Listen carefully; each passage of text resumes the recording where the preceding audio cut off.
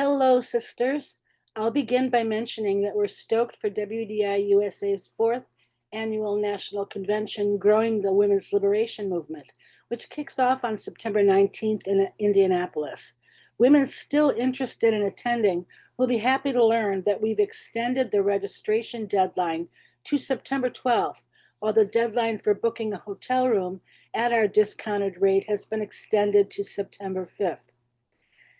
Moving on, as Kara notes in a recent Substack post, things are getting interesting in Virginia, and it's all happening in the context of the Virginia governor's race, which, as Matt Osborne observes, is becoming a referendum on trans policy demands. Republican nominee Lieutenant Governor Winsome Earl Sears has unequivocally embraced the fight for single-sex spaces in public schools, while the Democratic nominee, former U.S. Rep. Abigail Spanberger, is earnestly avoiding the issue. Earl Sears was trailing far behind Spanberger in the race until last week, when a surprise poll showed the gap had narrowed from 17 points to just 7. The race has turned red hot. Some background.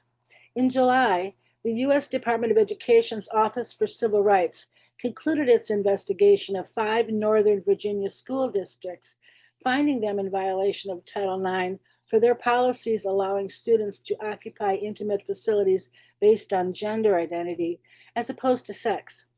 After the OCR's proposed resolution agreements were rejected, all 5 districts were placed on high-risk status, with the condition that all federal funding flowing to these districts is done by reimbursement only. Loudoun County, Virginia, first made national news in 2021 after a skirt-wearing boy sexually assaulted a girl in a Stonebridge High School girls' bathroom, and the school board not only covered it up, but allowed the boy to transfer to another high school in the LCPS system, where he went on to rape another female student. More recently, LCPS launched a Title IX investigation into 3 high school boys who expressed discomfort about a female student who identifies as male using the boys' locker room. That investigation concluded last week and determined the boys are responsible for sexual harassment and sex-based discrimination. Their punishment includes a 10-day suspension and a no-contact order with the complainant. The boys' parents believe LCPS is sending a message that any student who expresses views that disagree with so-called Policy 8040 will be punished, and have taken legal action to ensure this determination is overturned. Some of you may recall an item I shared back in January involving registered sex offender Richard Kenneth Cox, who had been allowed to waltz around naked in girls' locker rooms across Arlington County, Virginia, during public access hours at various facilities, due to Arlington Public Schools policy allowing people to use locker rooms and bathrooms based on gender identity rather than sex. While Cox was eventually arrested and charged with 22 separate criminal offenses, including indecent exposure, APS to this day continues to defend its inclusive policy that puts women and girls at risk. On August 20th, outraged parents packed an Arlington County School Board meeting in opposition to the policy. Supporters showed up en masse as well.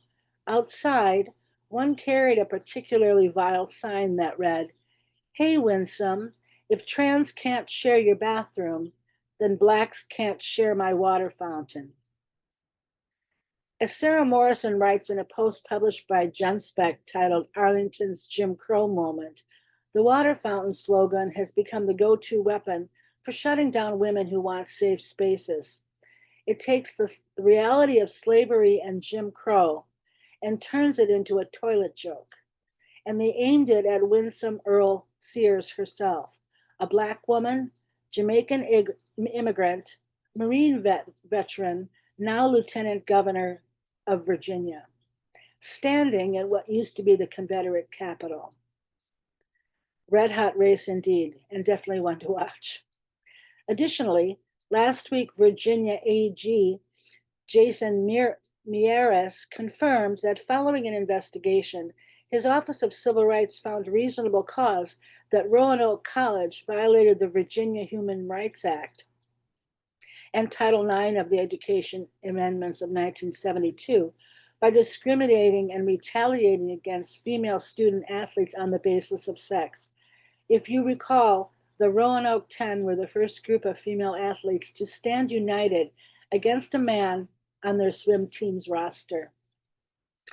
On August 25th, sex realist groups Women Are Real, Californians United for Sex-Based Evidence in Policy and Law, or CAUSE, and Our Duty raised the alarm and issued a call to action on 5 bills that harm kids. The bills include AB 727, AB 82, 1084, 495, and AB 84, which you can read brief summaries about at the provided link.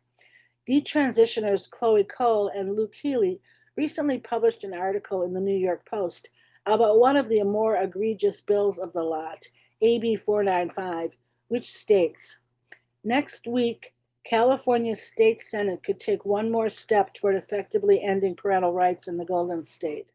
If the body's Appropriations Committee approves AB 495, the Family Preparedness Plan Act of 2025, it sets up a floor vote on a law that will allow nothing short of legal kidnapping and put gender-confused kids in unimaginable danger.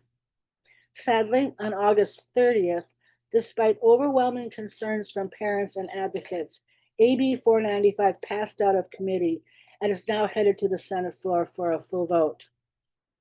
Also in California, a 4th high school girls volleyball team has forfeited its upcoming match against Jurupa Valley, whose team includes male athlete A.B. Hernandez, who earlier this year dominated the girls' track and field events he participated in.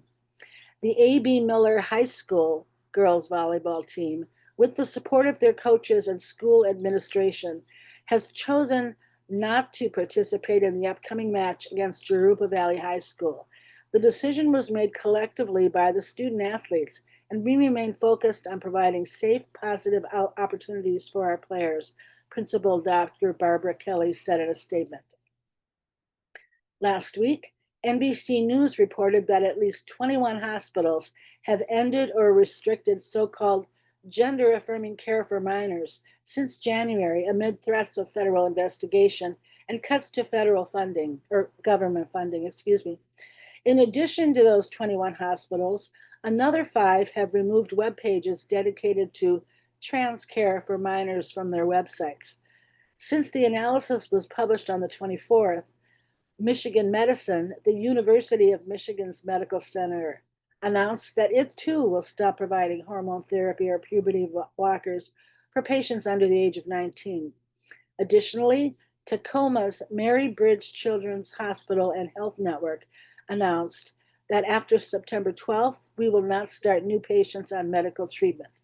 This applies to both existing patients not currently on medication and patients who are new to the clinic. And finally, on the 28th, the U.S. Department of Education's Office for Civil Rights found Denver public schools in violation of Title IX and its implementing regulations. OCR concluded that the district's conversion of sex-separated multi-stall restrooms to all gender facilities and its policies contained in the Denver Public Schools LGBTQ plus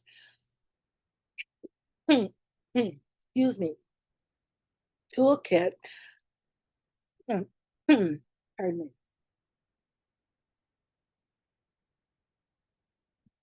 which allows students to use intimate facilities corresponding to their gender identity rather than sex, violate Title IX's prohibition,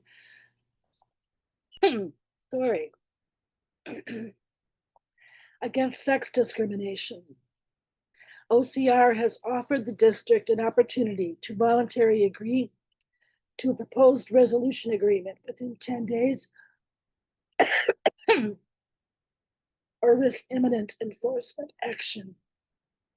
That's it for me. I better sign off now. Thank you.